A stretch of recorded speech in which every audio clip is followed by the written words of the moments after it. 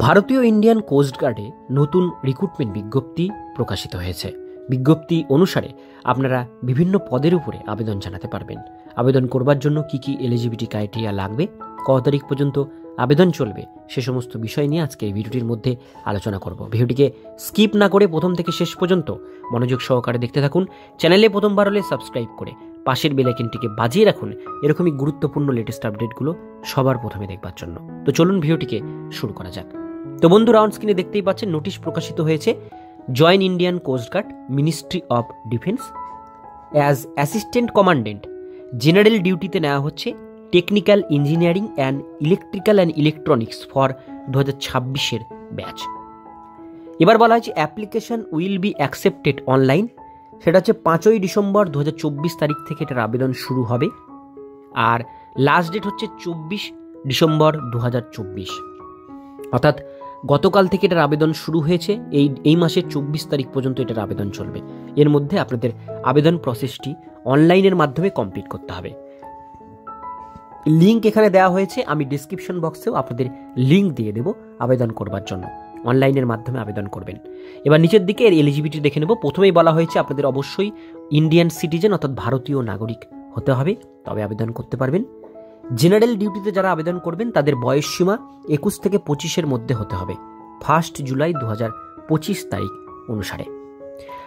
এটা হচ্ছে শুধুমাত্র ছেলেদের জন্য, মেয়েদের জন্য ছাড়া হয়নি, শুধু ছেলেরা আবেদন করতে পারবেন। কোয়ালিফিকেশন লাগবে should hold be degree from a recognise university, অর্থাৎ আপনাদের মিনিমাম গ্র্যাজুয়েশন কমপ্লিট থাকতে হবে এবং math physics as a subject intermediate, উচ্চ মাধ্যমিকে আপনাদের ম্যাথ ফিজিক্স থাকতে হবে তবেই, অর্থাৎ উচ্চ মাধ্যমিকে সায়েন্স থাকতে হবে এবং গ্র্যাজুয়েশন কমপ্লিট থাকলে আবেদন এটাতে করতে পারছেন। এরপরে চলে আসবো টেকনিক্যাল, যার মধ্যে পড়ছে মেকানিক্যাল, ইলেকট্রিক্যাল এবং ইলেকট্রনিক্স। এখানেও এজ লিমিট 21 থেকে 25, 1 জুলাই 2025 তারিখ অনুসারে।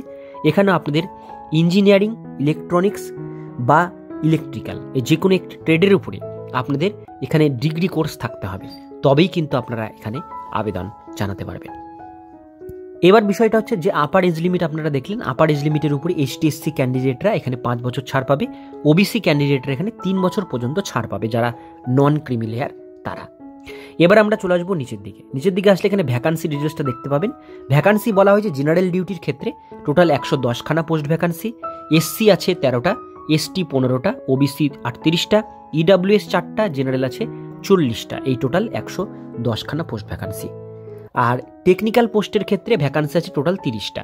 SC 4টে, ST আছে 2টো, OBC 9টা, EWS এর কোনো ভ্যাকান্সি নেই, জেনারেল আছে 15টা। এই টোটাল 30 খানা পোস্ট। তো সব মিলিয়ে টোটাল 140 খানা পোস্ট ভ্যাকান্সি এখানে ছাড়া হয়েছে। এবার আপনারা যে পরীক্ষা দেবেন এটা অ্যাপ্লাই করবার পর সেই পরীক্ষার সিলেবাসটা একবার দেখে নেবেন। কম্বাইন্ড এখানে সিলেবাস। ইংলিশ ল্যাঙ্গুয়েজের উপরে 25 কোশ্চিন থাকবে, রিজনিং অ্যান্ড নিউমেরিক অ্যাবিলিটির উপরে 25 কোশ্চিন থাকবে, জেনারেল সায়েন্স অ্যান্ড ম্যাথমেটিক্যাল অ্যাপটিটিউডের উপরে 25 কোশ্চিন এবং জেনারেল নলেজের উপরে থাকবে 25 কোশ্চিন। এই টোটাল 100 কোশ্চিনের পরীক্ষা হবে। আপনারা 2 ঘন্টার সময় পাবেন এই পরীক্ষাটি দেওয়ার জন্য।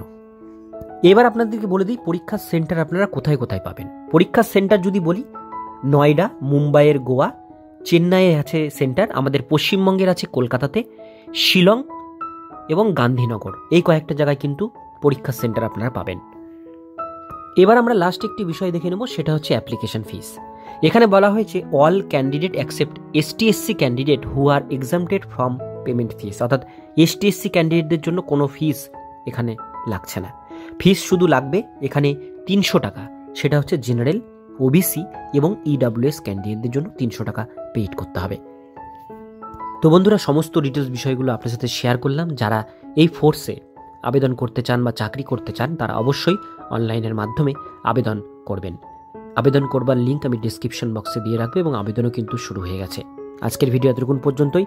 ভিডিওটি কেমন লাগলো কমেন্টে জানাবেন, ভালো লাগলে লাইক করবেন। এরকমই নিত্য নতুন আপডেট পেতে গেলে চ্যানেলটিকে সাবস্ক্রাইব করে পাশের বেল আইকনটিকে অবশ্যই বাজিয়ে রাখবেন।